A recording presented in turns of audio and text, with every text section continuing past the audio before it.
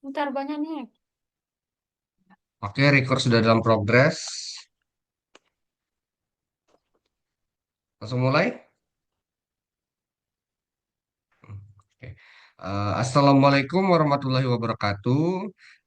Kami dari kelompok 8 ingin mempresentasikan hasil kerja kami mengenai analisis perusahaan yaitu PT Indofood. Yang mana saya tidak sendiri di sini. Ada teman-teman saya. Sebelumnya perkenalkan, nama saya Alfaiz Soiril Mahdu. Dan teman-teman saya ada Harvey Julita dan juga Ismi Egista. Baiklah, saya rasa langsung saja ke pembahasannya. Kepada Ismi dipersilahkan. Terima kasih. Izin share screen dulu.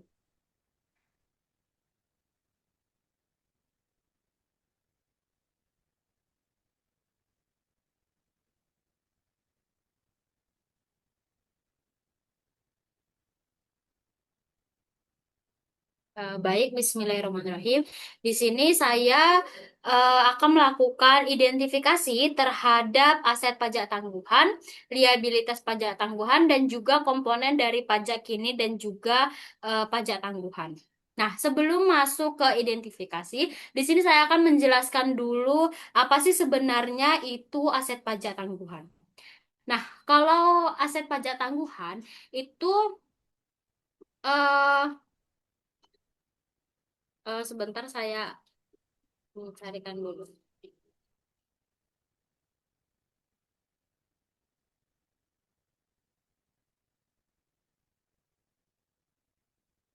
Nah, kalau aset pajak tangguhan dengan liabilitas pajak tangguhan, eh, mereka tuh terbalik. Kalau aset pajak tangguhan atau DTA itu terjadi jika laba akuntansi itu lebih kecil dari laba fiskal. Nah, perusahaan artinya perusahaan akan membayar pajak lebih tinggi saat ini, eh, tetapi akan mengurangi pajaknya di masa depan. Jadi di masa depan atau di periode berikutnya, perusahaan membayar pajak lebih kecil.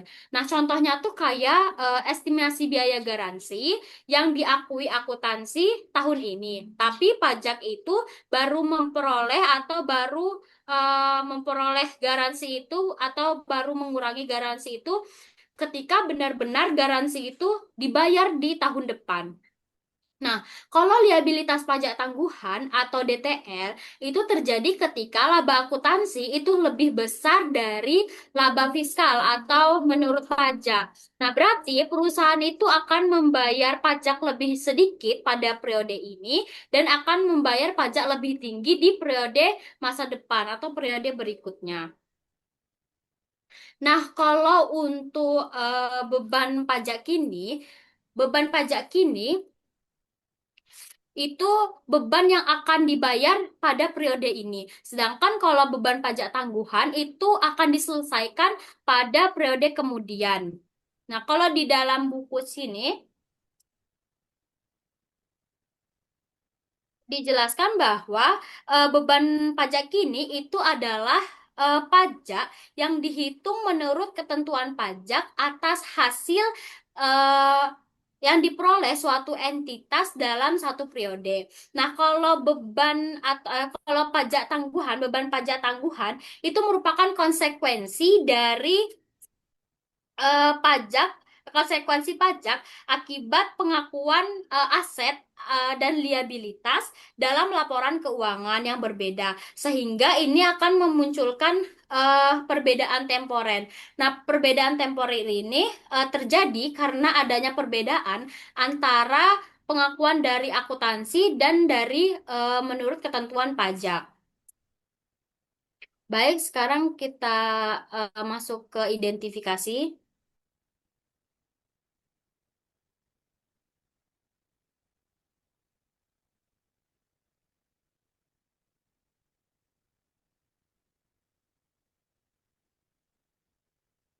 Nah, di sini kita akan melakukan identifikasi untuk perbedaan temporer ini. Nah, jadi Perbedaan temporer itu merupakan perbedaan antara nilai tercatat aset atau liabilitas di laporan keuangan komersial dengan dasar pengenaan pajaknya atau DPP fiskal di yang bersifat sementara atau akan terbalik di masa depan. Nah, ada dua jenis. Yang pertama itu beda temporer yang dapat dikurangkan. Nah, kalau ini yang menghasilkan aset pajak tangguhan atau kita sebut dengan biasanya APT singkatannya. Nah, terjadi ketika liabilitas komersial itu lebih besar daripada DPP atau dari ketentuan pajaknya. Kalau yang kedua, itu beda temporer karena pajak. Yang ini menghasilkan liabilitas pajak tangguhan atau LPT, kita singkat dengan LPT. Nah, ini terjadi ketika nilai aset tuh lebih besar dari DPP atau ketentuan pajaknya. Artinya, di masa depan pajak itu akan lebih besar dan ini ibarat utang pajak yang harus dibayar oleh perusahaan nantinya. Nah, untuk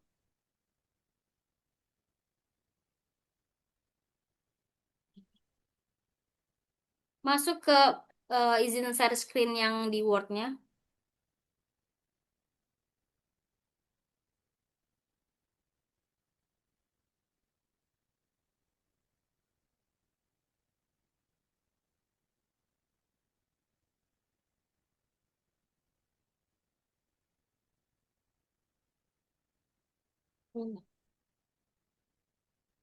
Nah, di sini masuk ke identifikasi komponen pajak tangguhan dari PT Indofood. Indofood.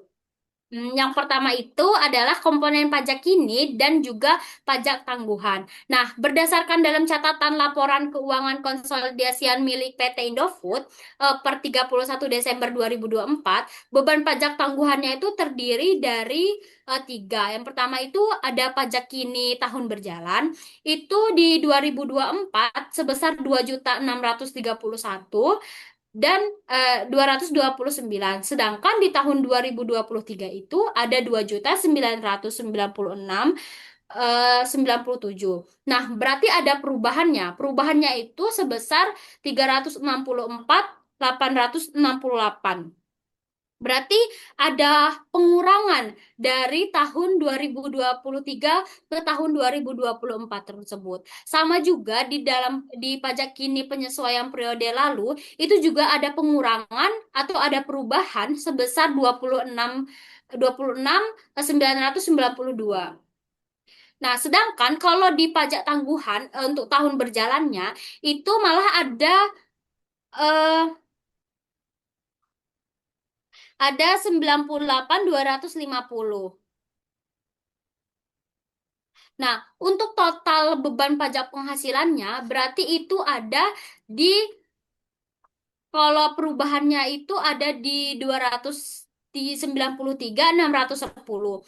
Berarti ada eh, pengurangan juga dari tahun 2023 ke tahun 2024. Nah, sedangkan untuk aset pajak tangguhan beda temporer yang dapat dikurangkan itu komponen ini adalah komponen yang menghasilkan aset pajak tangguhan atau APT. Nah, APT ini biasanya timbul ketika nilai tercatat liabilitas komersial itu lebih besar daripada DPP fiskalnya atau menurut ketentuan pajaknya atau nilai tercatat aset komersial itu lebih kecil dari DPP fiskalnya. Nah, kalau di sini liabilitas imbalan kerja karyawan di tahun 2024 itu ada 447.245 juta. Nah, maka perubahannya dari tahun 2023 ke tahun 2024 itu ada penurunan sebesar 12,594 juta. Nah, kalau cadangan bonusnya itu ada di turun juga sekitar 3 juta sekitar 3 juta 127. Nah, di aset tetap kan ada perbedaan temporer. Ini merupakan perbedaan temporer yang dikurangkan. Berarti keterangannya ini makin negatif. Dari tahun 2023 ke tahun 2024. Ada kalau kalau di lain-lainnya itu perubahannya itu ada di 11.642. Maka ada kenaikan. Nah, kalau untuk neto APT-nya atau aset pajak tangguhannya, maka di sini perusahaan Indofood itu mengalami turun sekitar 15,6%. Next. Nah, untuk yang liabilitas pajak tangguhan, itu ada beda temporer kena pajak. Kalau tadi kan ada yang dikurangkan dan juga ada yang kena pajak kan. Nah, kalau ini liabilitas pajak tangguhan berarti dia beda temporer yang kena pajak. Nah, komponen yang menghasilkan liabilitas pajak tangguhan itu timbul ketika nilai tercatat aset komersial dari akuntansi itu lebih besar daripada ketentuan pajaknya, sehingga ada kewajiban pajak di masa depan yang harus diakui sekarang oleh PT Indofood tersebut. Nah, untuk komponennya, itu liabilitas imbalan kerja karyawan itu sebesar di tahun 2024 kan ada sebesar 95.840. Nah, sedangkan berarti lebih kecil dari 2023 ada penurunan sekitar 13.616. Nah, untuk cadangan bonusnya itu di tahun 2024 eh, ada 10.208, maka ada kenaikan di tahun 2023 untuk cadangan bonus. Nah, kalau aset tetapnya itu dia malah makin negatif dan di aset tak terwujud itu mengecil, maka di neto LPT-nya atau neto dari liabilitas pajak tangguhan itu ada kenaikan tipis dari 2023 ke tahun 2024 sebesar 2.287. Baik, itu saja identifikasinya. Selanjutnya akan dijelaskan oleh rekan saya.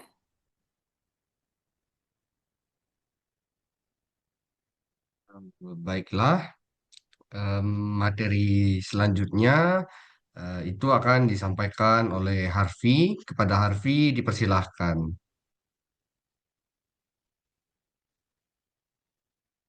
Ba- Baiklah, saya akan melanjutkan untuk analisis tren beda temporer PT ICBP di tahun 2024 berdasarkan laporan keuangan tahun 2024. Nah, jadi di analisis tren ini itu kita perlu paham dulu bahwa terkait dengan konsep dasar beda temporer ini. Nah, beda temporer ini kan muncul karena adanya perbedaan antara pencatatan akuntansi komersial dan menurut fiskal. Nah, perbedaan antara fiskal dan akuntansi ini tidak bisa hilang, tapi dia nantinya akan berbalik di masa depan sehingga timbul yang namanya pajak tangguhan. Nah, di sini.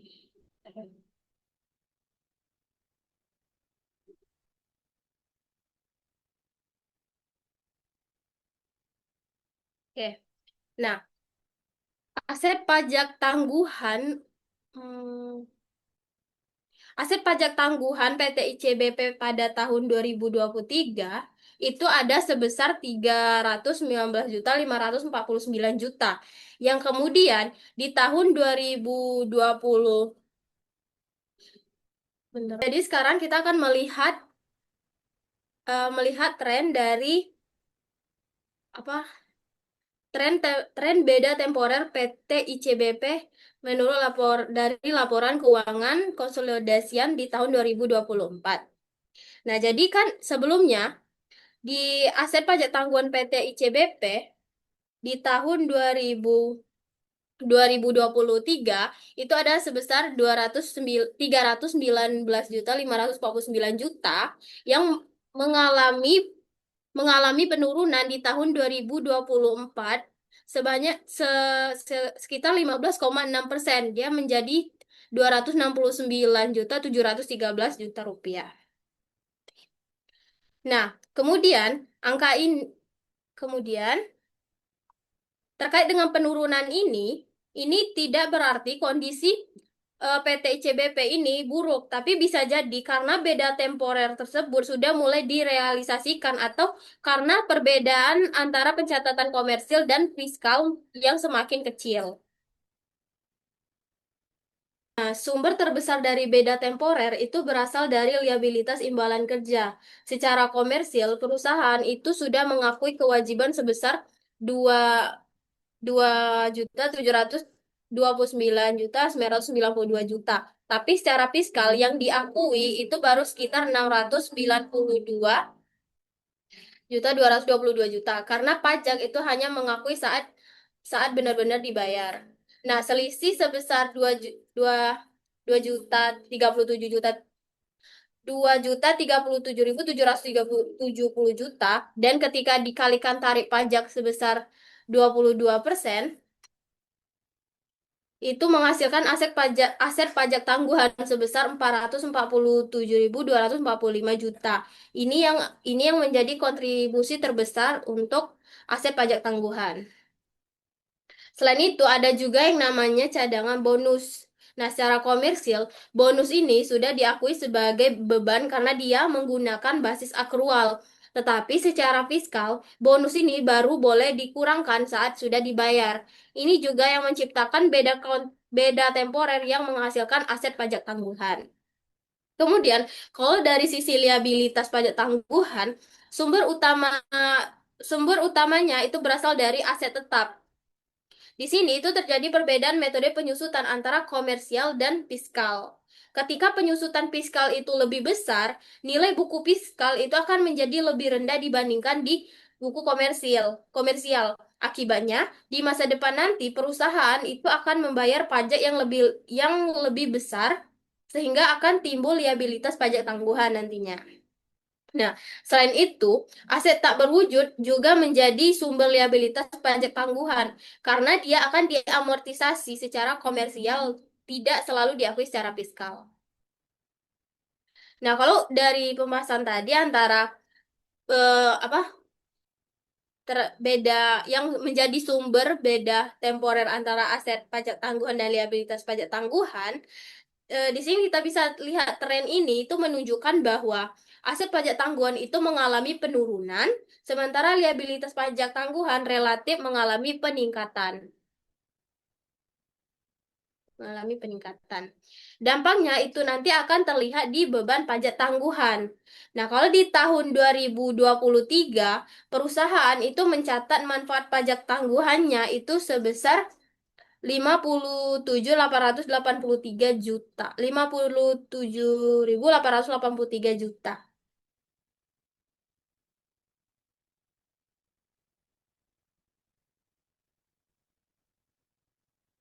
Oke.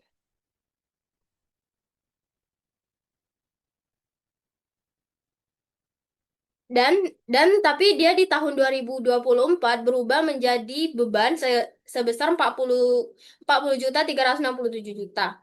Kenapa ini mengalami perubahan yang mengalami penurunan dari tahun 2023 ke tahun 2024? Itu karena peningkatan liabilitas pajak tangguhan itu lebih besar dibandingkan aset pajak tangguhannya, sehingga secara neto dia akan menghasilkan tambahan beban pajak. Nah, jadi apa? Pajak tangguhan itu bukan pajak yang benar-benar dibayar sekarang. Pajak tangguhan ini itu merupakan efek akuntansi akibat perbedaan waktu pengakuan antara komersil dan fiskal. Jadi, secara sederhananya, perusahaan ICBP itu bukan membayar pajak lebih besar sekarang, tapi hanya akan mengakui bahwa di masa depan dia ada kewajiban pajak yang lebih besar menantinya. Nah, jadi perubahan tren di PT Indofood ini dia menunjukkan bahwa struktur beda temporer PT ICBP mulai bergeser dari dominasi beda temporer yang dapat dikurangkan ke arah beda temporer kena pajak, terutama di bagian aset tetapnya. Baiklah, saya kembalikan kepada.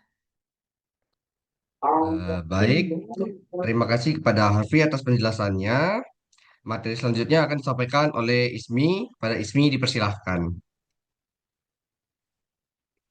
Baik, di sini saya Saya akan melanjutkan untuk yang sumber apa perbedaan temporer dari perusahaan Indofood tersebut. Nah, di sini saya akan ulangi. Jadi, kalau nilai tercatat imbalan kerja di neraca komersial PT Indofood itu per 31 Desembernya adalah 2.729.992 juta, hampir 2,73 triliun. Nah, maka itu adalah total kewajiban yang sudah diakui oleh PT Indofood atau PT ICBP ini kepada karyawan atas pesangon yang akan dibayar oleh PT ini di masa depan. Nah, tapi kalau misal kita lihat dari dasar pengenaan pajaknya atau DPP fiskalnya, itu hanya sekitar 692.222 juta. Nah, ini jauh kan berbeda dari selisihnya itu sekitar 2.037.777 juta. Nah, inilah yang disebut temporer yang dapat dikurangkan. Nah, kenapa sih bisa berbeda? Itu karena komersial atau dari akuntansi dengan dari fiskal pajak itu punya aturan yang berbeda untuk hal yang sama. Nah, secara akuntansinya, komersial itu mengikuti PSAK 19, PSAK 219 atau 219, yaitu setiap tahun karyawan bekerja di PT Indofood ini itu langsung mengakui sebagai beban. Nah, dan mencatatnya itu di liabilitas di neraca, walaupun uang pesangonnya itu belum dibayar sepeser pun. Nah, ini namanya kalau di akuntansi itu accrual basis. Nah, tapi kalau di pajak itu menggunakan undang-undang PPH, yaitu beban pesangon itu baru dikurangkan dari penghasilan kena pajak itu ketika uangnya benar-benar keluar atau uang itu udah benar-benar dibayarkan perusahaan kepada karyawan. Nah, saat karyawan pensiun atau resign dan menerima pembayaran ini. Nah, kalau kalau di akuntansi itu pakai accrual basis dan kalau pajak ini pakai cash basis. Nah, jadi selama karyawan ini tuh masih berjalan, masih bekerja, jadi pesang dan pesangon itu belum dibayar, ada gap besar atau ada perbedaan besar antara pengakuan komersial, pengakuan dari akuntansi dan juga dari pajak. Nah, gap itu tuh atau perbedaannya itu hampir di 2,37 triliun tadi yang saya sebutkan. Nah, beda temporer ini dikalikan dengan 22% dari tarif pajaknya. Nah, hasilnya dari aset pajak tangguhan di tahun 2024 kan ada 447.247 kan. Nah, ini tuh dicatat sebagai aset di neraca pada PT Indofood. Nah, artinya PT Indofood itu sudah membayar eh, lebih pada pajak sekarang tuh dia membayar lebih di tahun sekarang dan punya hak untuk mengurangi pajak di masa depan ketika pesangon itu benar-benar dibayarkan. Eh, Terus untuk yang kedua itu ada cadangan bonus atau akrual bonus karyawan di aset pajak tangguhan. Nah, di situ nilai tercatat cadangan bonus di neraca komersial kan ada 368.232. Ada di situ?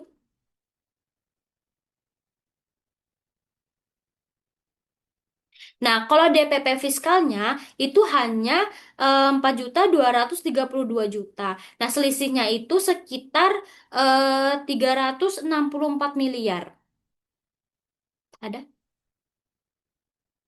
Nah, eh, penyebabnya itu mirip sama imbalan kerja tadi, tapi bedanya di di cadangan bonus ini itu jangka pendek. Nah, kalau secara komersialnya itu akan mengikuti standar akuntansi tentang imbalan kerja jangka pendek. Nah, kalau perusahaan itu sudah punya kewajiban membayar bonus, misalnya sudah ada kesepakatan atau kebijakan perusahaan itu dengan karyawan, maka langsung diakui sebagai beban dan liabilitas di neraca perusahaan tersebut. Walaupun emang uang bonusnya itu belum ditransfer oleh perusahaan. Nah, tapi kalau secara pajak atau secara fiskalnya, bonus ini tuh baru boleh dikurangkan dari penghasilan kena pajak itu pada saat uangnya tuh benar-benar sudah dikeluarkan oleh perusahaan Indofood tersebut atau dibayarkan ke rekeningnya si karyawan. Nah, selama masih berupa akrual atau cadangan di neraca, itu tidak boleh dikurangkan kalau menurut pajak. Kalau menurut akuntansi kan tadi langsung dicatat sebagai liabilitas. Kalau pajak nggak boleh karena belum ada uang yang benar-benar keluar. Terus yang ketiga itu tentang aset tetap atau perbedaan penyusutan dari liabilitas pajak tangguhan. Nah, eh, kalau di sini, kalau dalam komersial itu ada dalam PSAK 16. Nah, penyusutan itu dihitung berdasarkan estimasi dari umur manfaat ekonomis aset. Nah, jadi biasanya itu menggunakan metode yang mencerminkan pada konsumsi atau pada penggunaan manfaat dari misalnya aset tersebut, kayak misalnya menggunakan garis lurus, saldo menurun dan lainnya. Nah, perusahaan itu bebas memilih metode yang paling mencerminkan realita ekonomis dari suatu aset tersebut.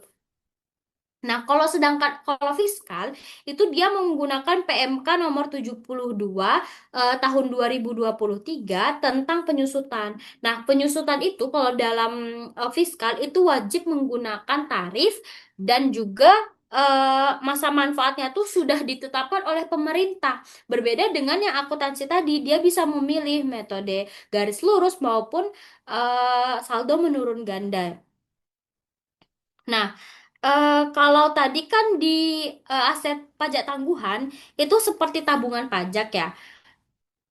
Kayak dia tuh bayar lebih besar sekarang, di periode berikutnya akan lebih kecil. Nah, kalau di LPT atau liabilitas pajak tangguhan ini justru sebaliknya. Nah, ini adalah utang pajak yang harus dibayar oleh perusahaan di masa depan. Jadi kayak yang tadi liabilitas jangka liabilitas pajak tangguhan itu kan, kalau liabilitas pajak tangguhan itu kan ketika laba akuntansinya itu lebih besar dari laba fiskal. Jadi ia membayar lebih kecil di tahun ini dan akan membayar lebih besar di tahun berikutnya. Karena kan menurut laba fiskalnya itu lebih kecil di tahun ini. Nah, eh, nilai buku aset tetap komersialnya di PT Indofood itu per 31 Desember itu kan ada 14.874.506 juta kan. Nah, atau sekitar 14,87 triliun. Nah, tapi nilai bukunya di fiskal itu dikurangi dengan DPP-nya itu adalah 16.722.779 atau sekitar 16,72 triliun.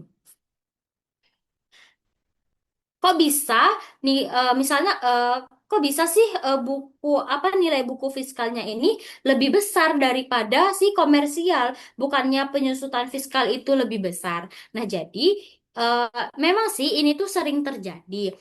Eh, karena kalau penyusutan fiskal itu lebih besar, ini adalah berarti fiskal itu sudah lebih banyak menyusut daripada komersial. Tapi yang kita lihat di tabel ini itu adalah nilai buku, yaitu dikurang harga perolehan dikurangi dengan akumulasi penyusutan. Nah, beda temporer di sini itu dihitung dari sudut pandangnya. Mana yang lebih kecil nilai bukunya. Nah, kalau di nilai buku komersial itu kan sekitar 14,87 triliun ya. Nah, lebih kecil dari DPP fiskal. Itu kalau DPP fiskal tadi kan 16,72 triliun kan.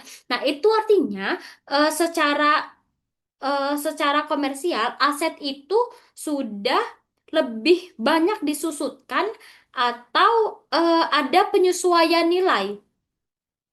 Nah, sementara di fiskal tadi atau menurut ketentuan pajak itu masih lebih tinggi. Nah, beda temporernya itu adalah beda temporer negatif, yaitu sebesar 1,848 triliun. Dan ini menghasilkan LPT atau liabilitas pajak tangguhan sebesar 406 eh, miliar 573 miliar. Nah, apa sih penyebab utamanya? Intinya itu penyebab utamanya adalah adanya perbedaan aturan dari penyusutan ini antara akuntansi dengan fiskal. Nah, kalau secara komersial tadi kan ada di PSAK 16 itu biasanya PSAK 16 itu memperbolehkan perusahaan ini kan tadi memilih metode baik garis lurus ataupun metode menurun ganda dan itu dihitung dengan estimasi umur manfaat yang paling mencerminkan dari aset real aset tersebut kan. Sedangkan kalau yang di fiskal itu mengikuti ketentuan pajaknya. Jadi estimasi dari barang tersebut emang sudah ditentukan oleh pemerintah. Nah, yang keempat, perbedaan temporernya itu ada di aset tak berwujud atau perbedaan amortisasi dari liabilitas pajak tangguhan. Nah, penyebab dari beda temporer atau aset tak berwujudnya itu, nah kan kalau aset tak berwujud di PT Indofood ini tuh berasal dari akuisisi bisnis atau merek dagang kayak hak paten, pelanggan, dan juga goodwill. Nah, kalau di komersil, itu dia menggunakan PSAK nomor 22 dan PSAK 19, yaitu aset tak berwujud yang teridentifikasi harus diakui dan diamortisasi itu sesuai dengan manfaatnya. Nah, kalau di fiskal itu tidak semua aset tak berwujud dari akuisasi bisnis itu diakui sebagai DPP fiskal atau laba fiskalnya itu kan dengan cara yang sama. Nah, jadi banyak aset tak berwujud dalam fiskal itu dari kombinasi bisnis itu tidak mendapatkan pengakuan amortisasi fiskal. Nah, aset tak berwujud dari PT Indofood itu eh sebagian besarnya kan tadi muncul dari akuisisi bisnis yang dilakukan dari perusahaan. Misalnya kayak merek dagang tadi kan. Nah, kalau nilai buku komersialnya di sini kan ada sekitar 6.808.100 juta ya atau bisa dikatakan 6,808 triliun lah. Nah, tapi kalau di fiskal tadi, DPP fiskalnya itu ada 7.466.695 juta atau sekitar 7.466 triliun. Maka itu lebih besar. Nah, selisihnya itu kan sekitar 600 658.995 miliar. Nah, itu merupakan beda temporer karena pajak itu menghasilkan LPI LPT atau liabilitas pajak tangguhan itu sebesar 144 eh 799 miliar.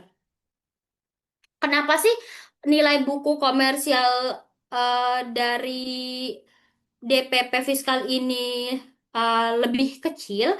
Karena secara komersial PSAK 22 itu kan tentang kombinasi bisnis dan PSAK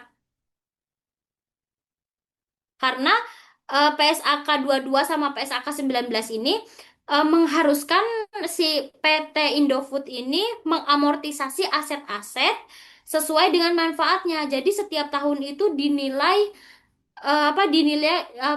dinilai bukunya tersebut setiap eh, tahunnya. Nah, kalau secara fiskal itu tidak semua aset berwujud dari akuisisi itu mendapatkan pengakuan amortisasi yang sama, beda sama yang kalau menurut komersial atau menurut akuntansi. Nah, banyak di antara DPP fiskal itu eh, masih lebih tinggi karena aturan pajaknya itu tidak selalu mengakui amortisasi, tidak mengakui amortisasinya itu setara dengan menurut komersial. Em,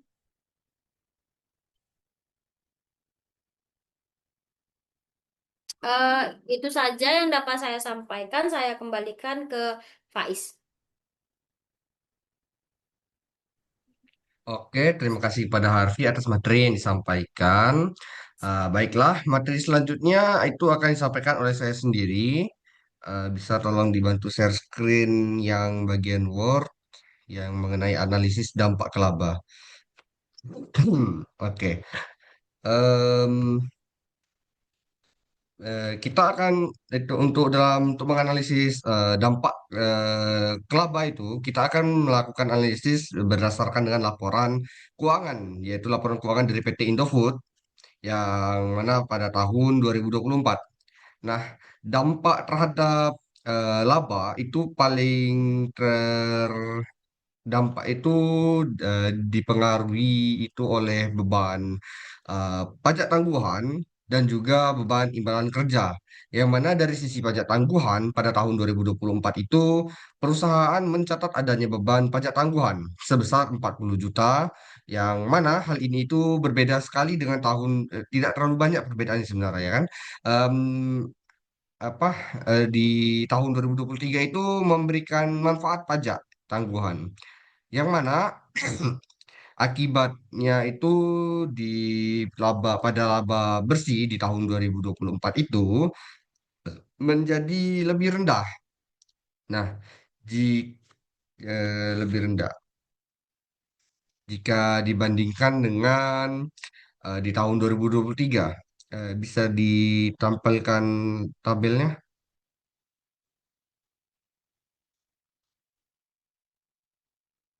Nah, dia. Yang seperti bisa dilihat pada indikator yaitu laba bersih di tahun 2024 dan 2023 itu em, mengalami perubahan, ya kan? Yang mana mengakibatkan bersih tahun 2024 itu jadi lebih tinggi situ ya. Nah, jika tidak adanya beban pajak tangguhan itu maka di laba bersih perusahaan itu seharusnya bisa mencapai sekitar 8.853 744 rupiah, atau setidaknya lebih tinggi dari yang seharusnya yang tertera. Nah, namun secara keseluruhan itu dampak itu tidak terlalu material dikarenakan hanya sekitar itu hanya mengalami perubahan sekitar 0,46%, yang mana tidak terlalu besar dan itu tidak mempengaruhi apa itu tidak mengubah kondisi profitabilitas dari perusahaan itu, dan kondisi dari profitabilitas perusahaan itu tetap sehat, masih terhitung sehat. Hmm. Saya rasa itu saja materi yang saya sampaikan. Gia. Selanjutnya itu analisis imbalan kerja PT Indofood CBP Sukses Makmur Tbk. Karena tadi kan di bagian sebelumnya itu kan sudah dibahas tentang pajak tangguhan. Sekarang kita akan masuk ke bagian analisis imbalan kerjanya.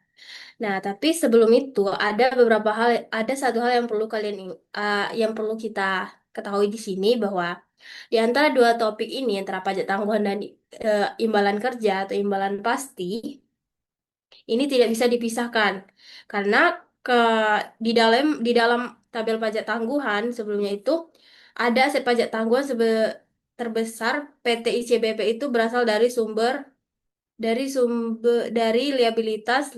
liabilitas imbalan kerja karyawan yang nilainya itu mencapai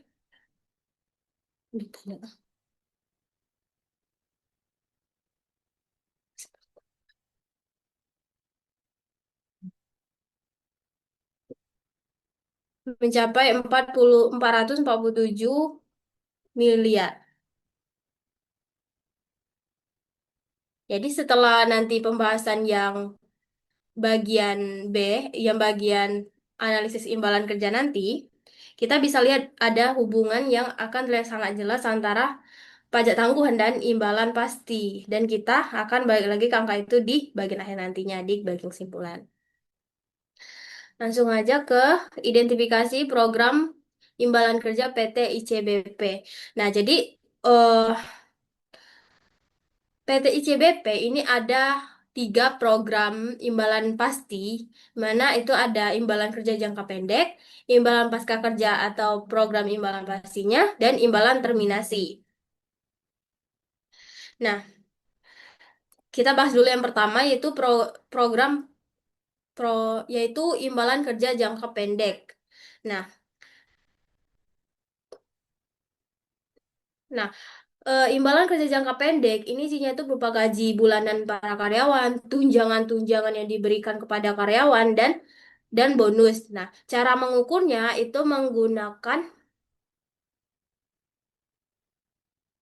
nah, cara cara pengukurannya untuk imbalan kerja jangka pendek itu dengan menggunakan nilai nominal dan tidak perlu didiskontokan karena memang dia dibayar dalam waktu dekat.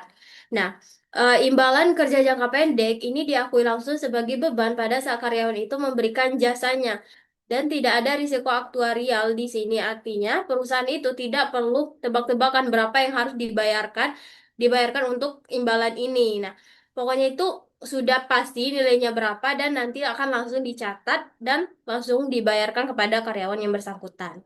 Yang kedua itu ada imbalan pasca kerja atau program imbal pastinya.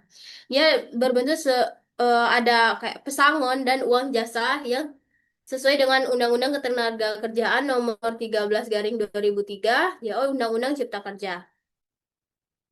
Nah, kalau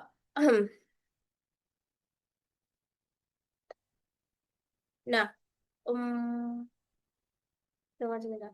Nah, program imbalan imbalan pasca kerja ini itu jauh lebih rumit daripada yang imbalan kerja jangka pendek tadi karena jumlah yang harus dibayarkan ke karyawan itu belum pasti jumlahnya sekarang karena dia tergantung pada 3 hal. Yang pertama itu berapa lama karyawan itu akan bekerja di perusahaan ICBP ini.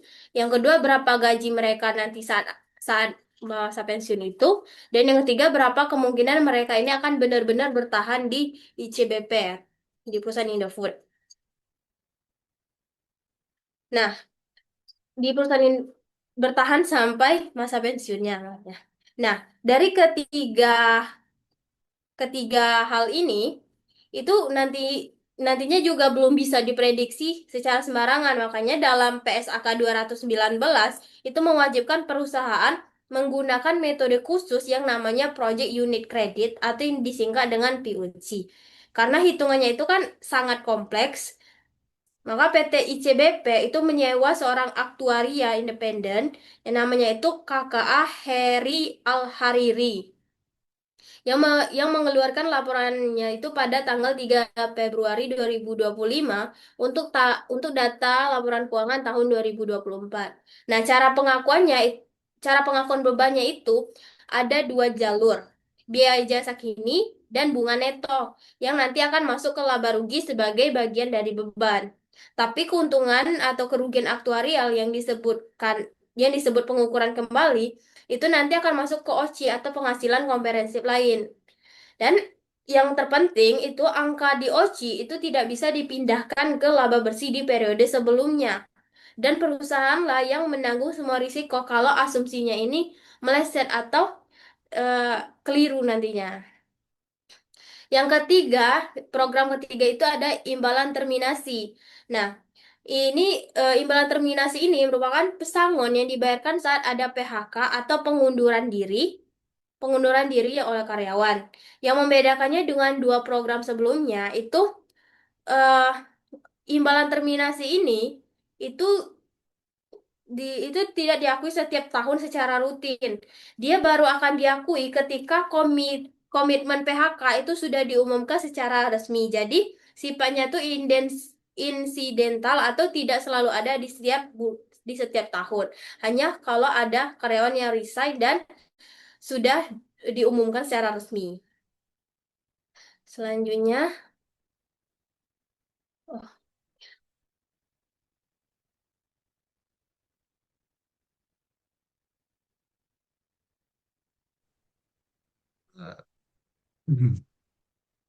selanjutnya terkait dengan asumsi aktuarial tadi dikeluarkan oleh kakak Heri Al-Hairiri yang merupakan aktuaria independennya PT ICBP.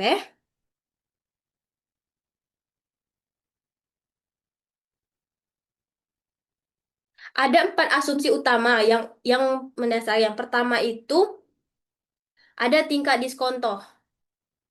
Tingkat diskonto. Tingkat diskonto. Hmm. Di tahun 2024 rentannya itu di tahun 2024 rentannya itu sekitar 5,3% sampai 9,1%. Dan di tahun 2023 rentannya itu 4,7% sampai dengan 9,1%. Yang merupakan batas bawahnya itu lebih rendah. Kemudian eh, kalau secara aturan dia tuh semakin tinggi di tingkat diskonto, maka eh, kewajibannya justru akan mengalami penurunan karena ketika sedang mendiskonto kewajiban masa depan ke nilai sekarang, semakin besar tingkat diskonnya, maka semakin kecil nilainya sekarang. Nah, kemudian naik naiknya batas bawah diskonto di tahun 2024 ini jadi salah satu alasan kewajibannya turun jadi 3,06 triliun ke 2,73 triliun. Nah, yang kedua itu tingkat kenaikan gajinya. Hmm. Tingkat kenaikan gajinya. Nah, di tahun 2024 rentannya itu di 3% sampai dengan 6%. Tapi di 2023 rentannya itu jauh lebih besar sampai mencapai 14%. Jadi semakin tinggi proyeksi kenaikan gaji, maka semakin besar kewajiban yang harus diakui sekarang. Karena perusahaan itu harus membayar yang lebih besar di masa depan. Nah, jadi asumsi kenaikan gaji yang lebih tinggi di 2023 itu justru berkontribusi pada kewajiban yang lebih besar di tahun 2023. Kemudian yang ketiga itu ada umur pensiun. Sama dengan di kedua tahun di kedua tahunnya yaitu antara 55 sampai dengan 65 tahun. Maka semakin lama masa kerja, maka semakin banyak pula unit kredit yang terkumpul, dan makin besar pula kewajiban nantinya. Dan yang keempat itu pengunduran diri. Pengunduran ya tingkat pengunduran diri. Tingkat pengunduran diri itu 6% untuk karyawan yang di bawah 60 tahun dan turun ke 0% di usia 52 tahun. Menariknya, semakin banyak karyawan yang keluar sebelum pensiun, kewajiban perusahaan itu maka justru dia kewajiban perusahaan itu justru mengalami penurunan karena lebih sedikit karyawan yang sampai menerima manfaat penuhnya. Kemudian, tabel ini. Nah, di sini ada yang namanya analisis sensitivitas yang merupakan dampak perubahan asumsi terhadap liabilitas menurut catatan 18 di dalam laporan keuangan ICBP tahun 2024. Nih, di sini itu ditunjukkan kalau diskon itu naik 1%, naik 1% saja. Liabilitas itu langsung turun 137,949 Tapi kalau diskonnya turun 1%, liabilitas itu akan naik 156,286 miliar. Jadi pengaruh turunnya itu lebih besar daripada naiknya untuk tingkat diskonto ini terkait dengan liabilitas. Nah, kemudian eh, begitu juga dengan kenaikan gaji. Kenaikan gaji, jika kenaikan gaji itu naik sebanyak 1%, maka liabilitasnya juga akan naik sebesar 152,249 miliar.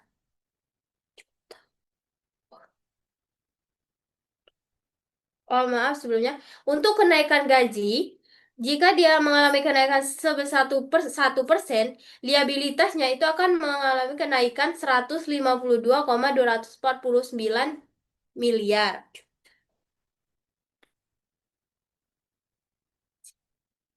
juta. Kemudian kalau gaji ini mengalami penurunan sebesar 1%, liabilitasnya itu akan turun sebesar 136,239 juta. Nah, perubahan 1% saja itu bisa menggerakkan sensitivitas angkanya di laporan keuangan terhadap perubahan asumsi yang dipilih aktuaria. Makanya penggunaan aktuaria independen di perusahaan itu merupakan sesuatu yang sangat krusial.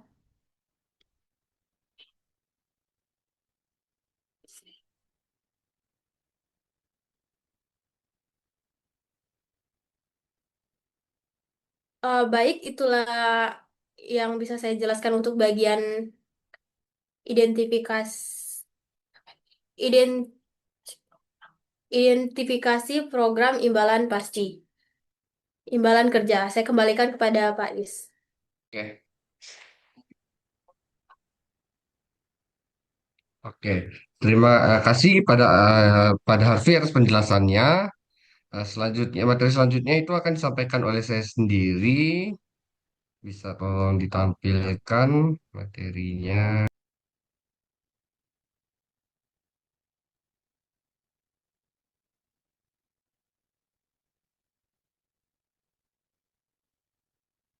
Baiklah, saya akan menyampaikan materi mengenai analisis dampak beban imbalan kerja terhadap laba, ROA, dan juga ROE.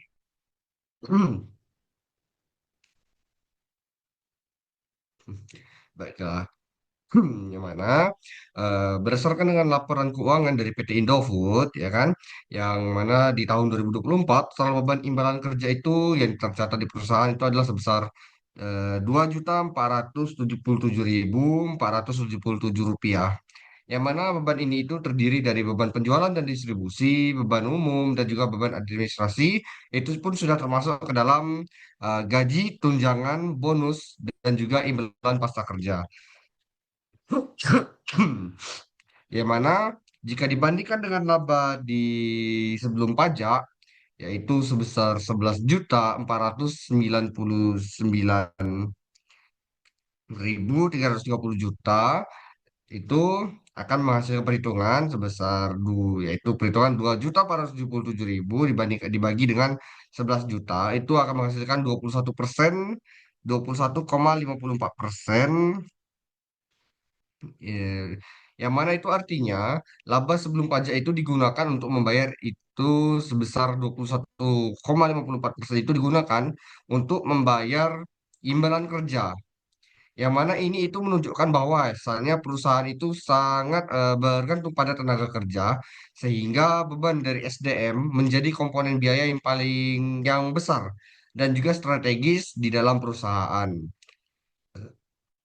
Nah, apa dampak langsungnya itu terhadap dengan laba bersih? Beban imbalan kerja itu merupakan beban operasional, sehingga semakin besarnya beban akan mengakibatkan lebih laba bersihnya itu akan semakin kecil. Kan tetapi untuk melihat dampak nyata dari hal ini, kita akan menggunakan simulasi tanpa beban imbalan kerja, yang mana rumusnya itu akan kita gunakan itu adalah laba bersih simulasi sama dengan laba bersih aktual ditambah dengan imbalan kerja. Eh,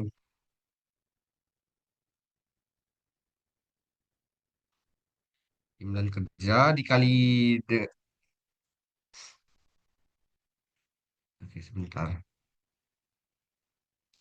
Eh,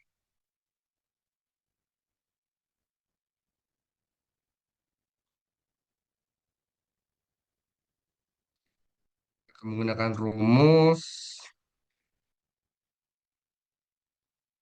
laba bersih sama dengan laba eh,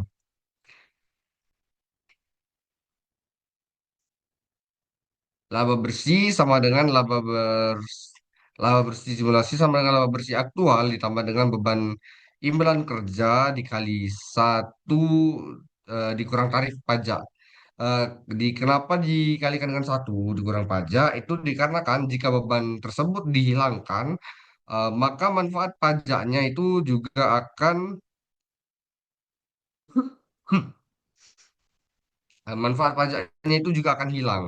Yang mana perhitungannya itu adalah beban imbalan kerja sama dengan eh, 200 sama dengan 2.477.477 rupiah dikalikan dengan faktor sebesar 78% sama dengan 1.932.000 rupiah, 32.432 rupiah, yang mana itu akan kita gunakan untuk menentukan laba bersih ya, yaitu dengan menjumlahkan laba bersih sebesar 8.813.000 rupiah, 377 rupiah ditambahkan dengan 1.932.432 rupiah, yang akan menghasilkan nominal sebesar 10.745.809 rupiah. Nah, eh,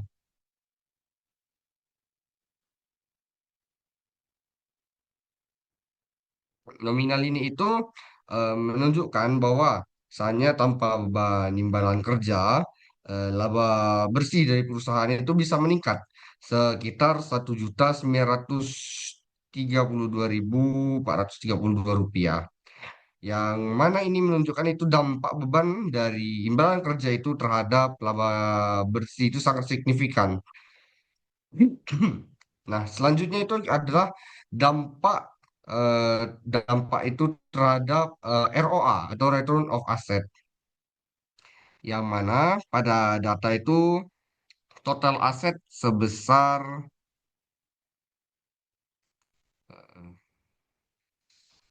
126 juta total asetnya.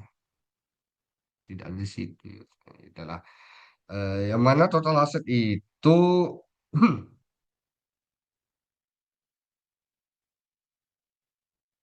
ada di situ enggak itu total asetnya.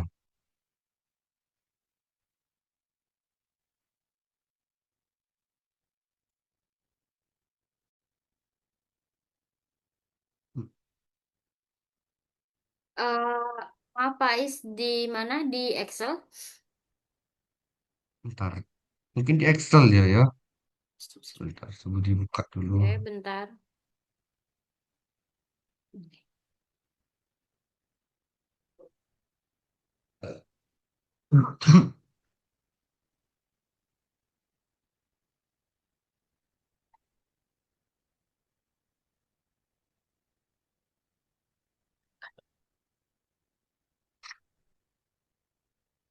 Yang mana? Total asetnya ada nggak di situ? Ini. Oh, ada. Tekan. Ada. Yang 126 juta tuh ya. Iya. Oke. Oke. Nah, dampak terhadap ROA atau Return on Asset, kita untuk menentukan itu kita akan menggunakan rumus ROA, yaitu laba bersih dibagikan dengan total aset. Yang mana total aset itu di dalam data sebesar 100 126 juta 40.905 rupiah. Nah, eh, jumlah total aset itu akan dibagikan dengan total laba bersih dari perusahaan yaitu sebesar 8.813.377 rupiah akan menghasilkan 6,99%. 99% ROA aktual dan untuk ROA simulasi akan kita bagikan total aset itu dengan 745 itu yang dengan yang apa itu perhitungan dari yang sebelumnya itu yang perhitungan dari laba bersih ditambahkan dengan eh, apa, perhitungan tanpa beban imbalan tadi untuk ROA simulasi yaitu 10.745.809 rupiah dibagikan dengan total aset akan menghasilkan 8,53%. Nah, untuk menghitung dampaknya itu kita akan menjumlahkan ROA aktual dengan ROA simulasi yang dari dengan tanpa menggunakan beban imbalan kerja itu 8,53% itu dikurangi dengan 6,99% itu akan menghasilkan 1,54% selisihnya. Yang mana itu artinya beban imbalan kerja itu juga menurunkan ROA sebesar sekitar 1,54 poin persentase persen yang berarti efisiensi penggunaan aset menjadi lebih rendah yang akibat dari tingginya biaya tenaga kerja.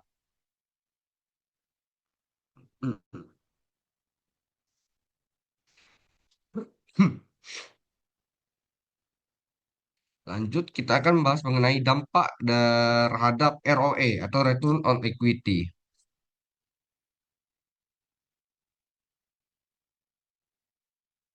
Yang ROE adalah yang mana kita akan menggunakan rumus ROE yaitu laba bersih dibagi dengan total ekuitas. Yang mana total ekuitas dalam data itu sebesar eh, total ekuitas yaitu sebesar 67.043.855 rupiah yang akan kita bagi dengan laba bersih perusahaan sebesar 8.813.377 rupiah yang akan menghasilkan persentase sebesar 13,15%. Dan untuk ROE ini ya, simulasinya yang tanpa adanya beban imbalan kerja sebesar 10.745.809 rupiah dibagikan dengan total ekuitas akan menghasilkan 16% 0,03 16,03%. Nah, itu presentasi tadi akan kita bagi jumlahkan untuk menentukan dampak, untuk melihat dampaknya, yang mana 16,3% dikurangi dengan 13,15% akan menghasilkan selisih sebesar 2,88%, yang mana artinya beban imbalan kerja juga mempengaruhi ROE yang akan menurunkan ROE sebesar 2,88% yang menunjukkan bahwasannya tingkat pengembalian kepada pemegang saham menjadi lebih rendah akibat tingginya beban tenaga kerja.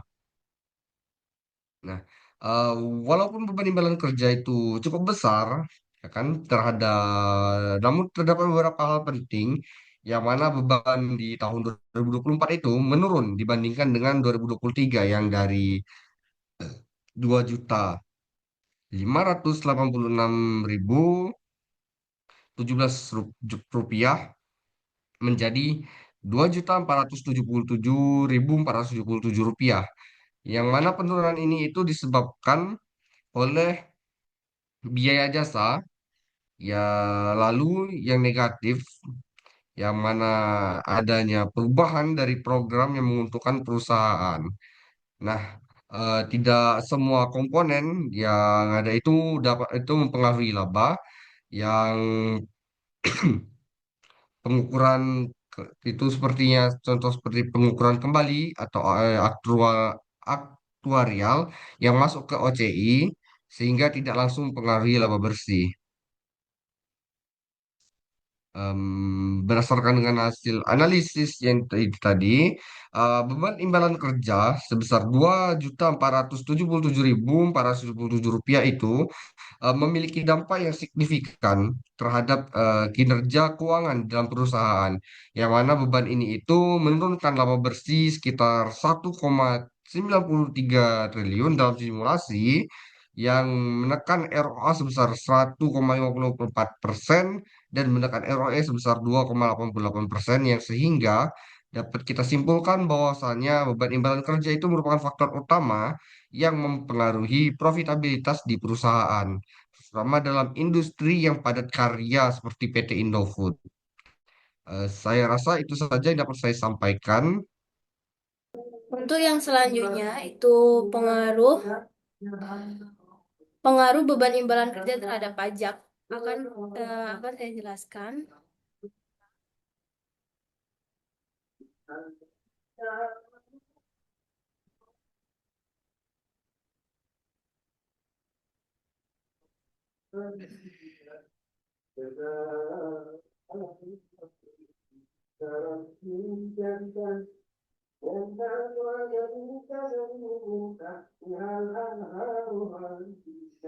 Jadi bagian ini bagian pengaruh beban imbalan kerja terhadap pajak ini merupakan bagian yang paling penting yang menghubungkan analisis imbalan kerja di PT Indofood ini kembali ke pajak tangguhan. Nah, jadi beban imbalan kerja ini dia mempengaruhi pajak tetapi tidak sekarang melainkan di masa depan. Ya, mekanismenya kalau secara akuntansi komersial, PT Indofood ini dia mengakui beban imbalan kerja setiap tahun begitu karyawan mulai bekerja sesuai dengan PSAK 219. Kemudian laba komersial itu akan langsung turun. Tapi secara pajak fiskal, berdasarkan Undang-Undang PPH, beban ini itu belum boleh dikurangkan dari penghasilan kena pajak. Baru boleh dikurangkan pada saat pada saat uangnya itu benar-benar dibayarkan ke karyawannya. Misalkan saat mereka sudah memasuki masa pensiun atau karyawan itu resign, maka karyawannya ini karena karyawannya belum resign, tapi dia kalau karyawannya belum pensiun tapi dia sudah mengundurkan diri, maka uang pesangonnya itu belum akan dibayar. Akibatnya, di tahun berjalan laba fiskal nanti akan lebih besar daripada laba komersial. Dan pajak yang dibayar sekarang itu lebih besar daripada yang seharusnya. Nah, inilah yang disebut dengan beda temporer yang dapat dikurangkan. Tem-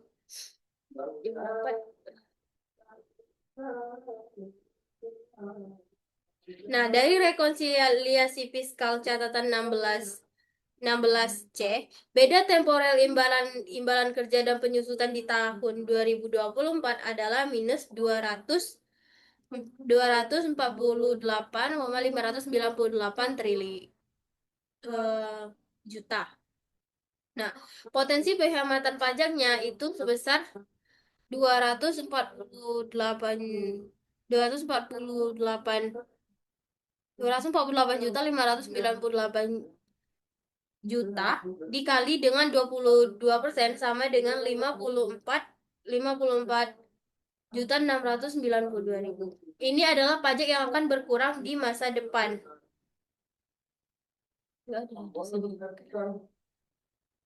Di masa depan.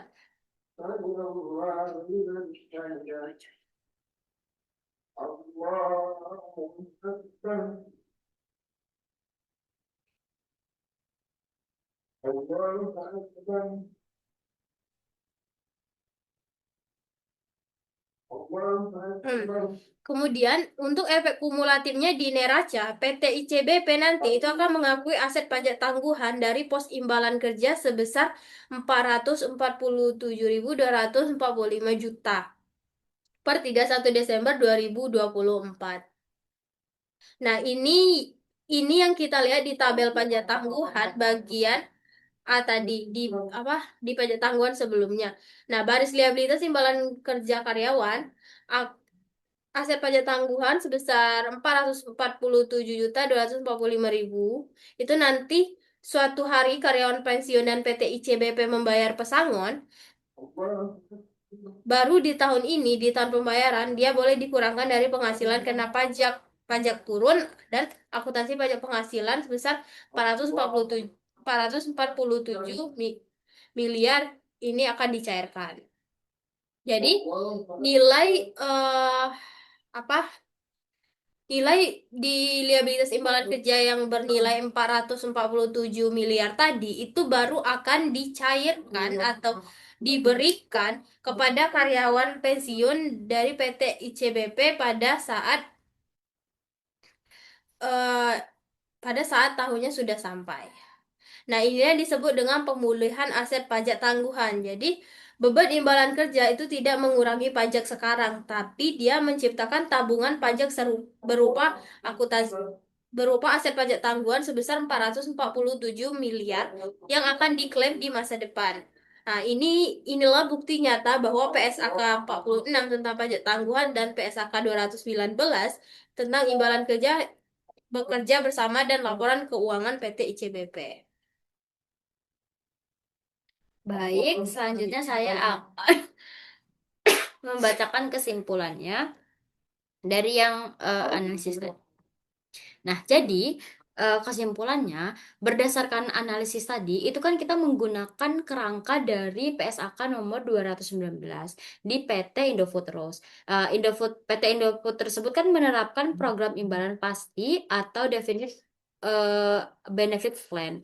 Nah, untuk imbalan pajak kerja karyawannya. Nah, program ini itu biasanya diukur menggunakan metode Project Unit Credit dengan bantuan aktuaria independen yang dari Harry Al-Hairi tadi. Nah, eh, yang kedua itu nilai kini kewajiban imbalan pasti itu turun sekitar 3.061 874 juta di tahun 2023. Nah, ini menjadi di tahun 2000. Nah, ini menjadi di 2.729 eh, juta kan di tahun 2024. Nah, jadi ada penurunan. Nah, terutama karena biaya jasa lalu yang menguntungkan itu berkurang sekitar 283 juta dan keuntungan aktuarial dari naiknya tingkat diskonto itu sebesar 140.531. Nah, total beban imbalan kerjanya itu kan tadi udah disebutkan kan. Nah, itu juga akan menekan eh, ROA-nya itu sekitar 1,54 poin persentase dari ROE-nya yang sekitar 2,88 poin persentase dibanding dengan skenario tanpa beban tersebut. Nah, jadi kaitannya dengan pajak tangguhan, perbedaan pengakuan imbalan kerja antara komersial dan fiskal itu menciptakan beda temporer sebesar 248.598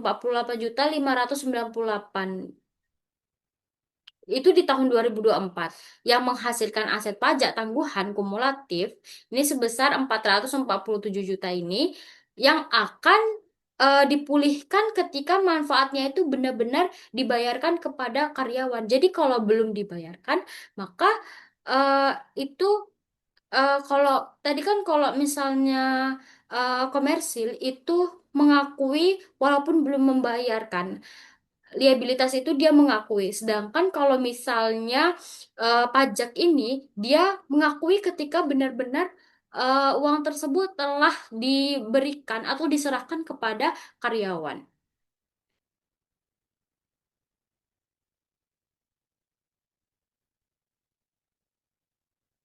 Baik, saya kembalikan pada Faiz. Baiklah, saya rasa itu saja presentasi materi yang dapat kami sampaikan. Apabila ada salah kata kami mohon maaf. Pada Allah mohon ampun. Wabillahi taufiq wal hidayah. Assalamualaikum warahmatullahi wabarakatuh. Waalaikumsalam Waalaikumsalam warahmatullahi warahmatullahi wabarakatuh. wabarakatuh.